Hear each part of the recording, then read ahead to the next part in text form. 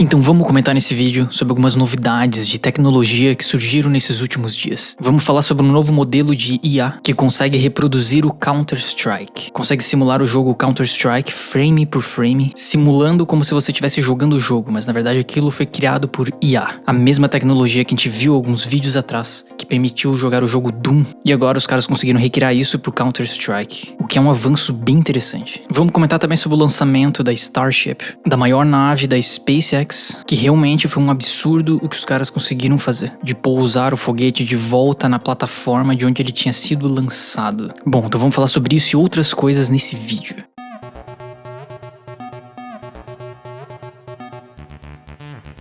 Bom, então no último dia 13 de outubro, teve o lançamento da Starship, que muita gente estava ansiosa com isso porque demoraram até autorizarem esse lançamento, e foi uma coisa realmente extraordinária, né? T-minus 5, 4, 3, 2, 1.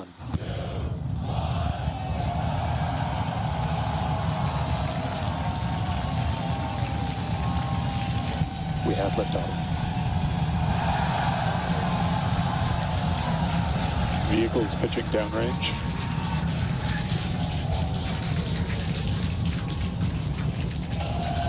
É bizarro que lançaram o negócio bem no amanhecer, né? Foi bem no nascer do sol, olhem isso daqui.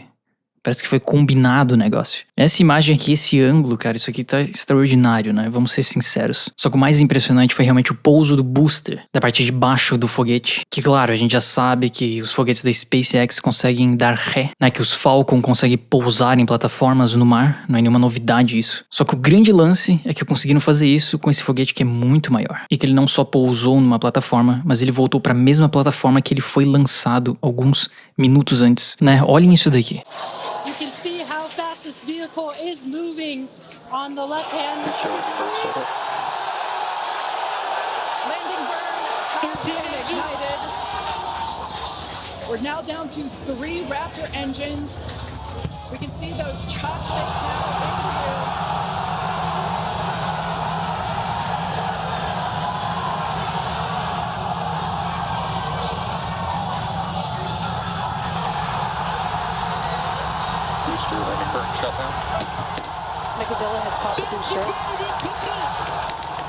Isso foi uma coisa surreal, né? Realmente os físicos e engenheiros da SpaceX são mentes brilhantes ali pra conseguirem fazer isso. O peso desse negócio, cara, imagina tu conseguir parar isso no ar e pousar na plataforma. Algo realmente impressionante.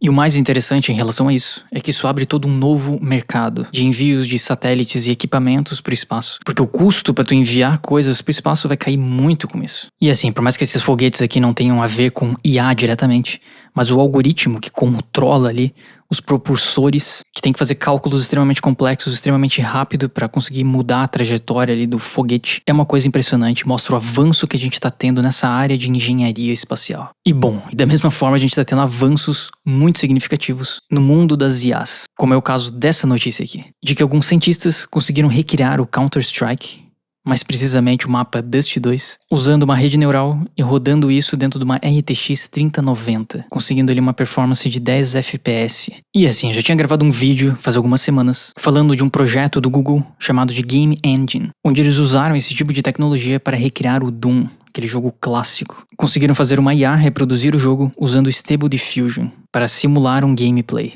Tem aqui imagens do jogo, né? Isso daqui não é o Doom de verdade. Na verdade é uma IA que recriou isso daqui, frame por frame.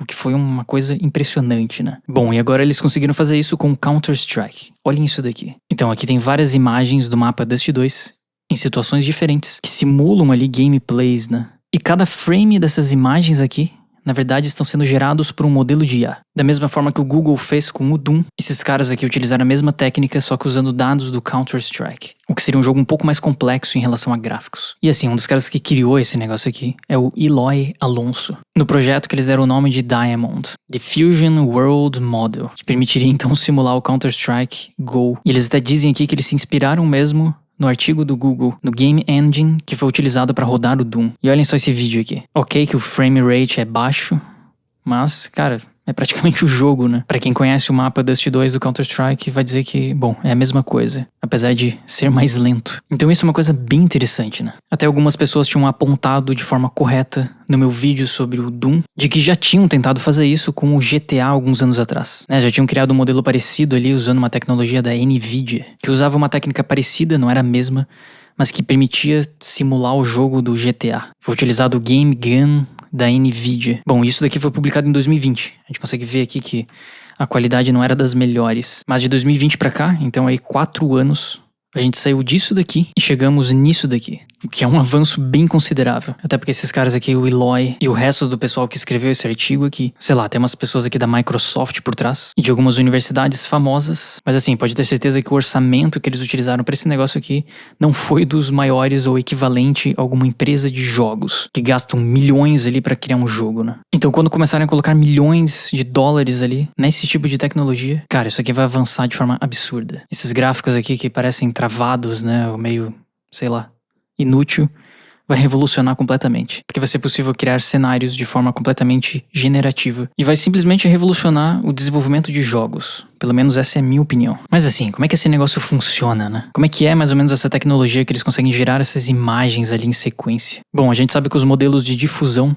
seguem mais ou menos essa lógica aqui. A gente pega diversas imagens e a gente adiciona ruídos nelas. Diversos ruídos. Ou seja, a gente pega uma imagem e começa a degradar ela inserindo ruídos. E tudo isso daqui serve de dados de treinamento, onde a gente vai treinar uma IA com isso. E o grande objetivo da IA vai ser reverter esse processo. E claro que essas imagens a gente pode catalogar elas. Indicando que essas imagens aqui, por exemplo, representam um cachorro. Então a gente pega o nosso dado de treinamento, a gente pega várias imagens reais, a gente adiciona ruído nessas imagens, a gente degrada elas e a gente treina uma IA com essas imagens, algumas com mais ruído, outras com menos ruído, outras com tantos ruídos que a gente não consegue nem identificar mais o cachorro na imagem. E o grande objetivo é reverter esse processo, fazer com que a IA consiga pegar uma imagem que é apenas ruído e desse ruído gerar outras versões onde os pixels da imagem se aproximam do que você quer gerar. No caso, o prompt de um cachorro, por exemplo. E esse daqui é o output final que normalmente esses modelos que geram imagem de IA vão mostrar pra você. Só que pra que servem esses ruídos então? Por que eles colocam ruídos nas imagens? Fazem essa degradação da imagem? Qual que é o objetivo disso? Porque no fundo, quando tu treina uma imagem com diversos estágios de ruídos, você consegue depois desfazer esses passos. Pegar uma base de apenas ruídos e fazendo vários passos, onde a IA vai tentando melhorar esses ruídos, retirar esses ruídos e chegar na imagem original, ou que seja o mais próximo do original,